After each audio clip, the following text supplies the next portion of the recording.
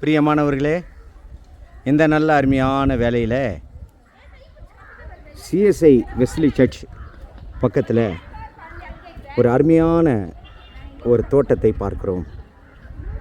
நல்ல ஒரு கார்டன். இதை பார்க்கும்போது எனக்கு ஒரு ஞாபகம் வருகிறது, ஏதேன் தோட்டம். அந்த ஏதேன் தோட்டத்தில் தேவனால் உண்டாக்கப்பட்டதான இதோ மனுஷனும் அங்கே உலாவினார்கள். அற்புதமான அந்த தோட்டத்தில் கனி விருட்சங்கள் நிறைந்து காணப்பட்டது.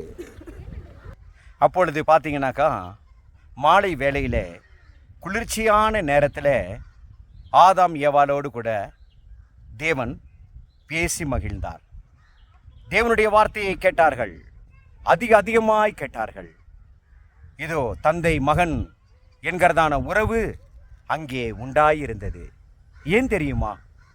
அந்த நாட்களிலே அந்த இடத்துல தேவன் வருவார் என்கிறதான அந்த நேரம் ஆதாம் அறிந்திருந்தான்.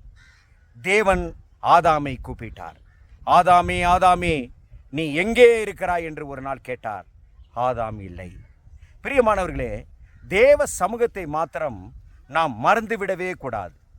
ஆகவே மறந்து விட்டோம் என்று சொன்னால் தேவனுடைய இதயம் நம்மை குறித்து ஆவலாக வாஞ்சையாக இருக்கும். நீ எங்கே இருக்கிறாய் என்று ஆண்டவர் கேட்பார். நீ எங்கே இருக்கிறாய்?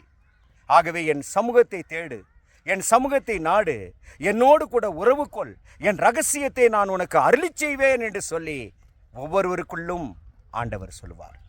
பிரியமானவர்களே, அந்த டைமை மட்டும் மறக்கக்கூடாது. தேவனுடைய நேரம், ஜெப நேரம், தேவ சமூகத்தின் நேரம், அது நம்முடைய வாழ்க்கையில் மறந்துவிடவே கூடாது என்று சொல்லி இந்த சிறு செய்தியை இதோ தேவ ஆவியானவரோடு கூட இணைந்து உங்களோடு கூட பகிர்ந்து கொள்கிறேன்.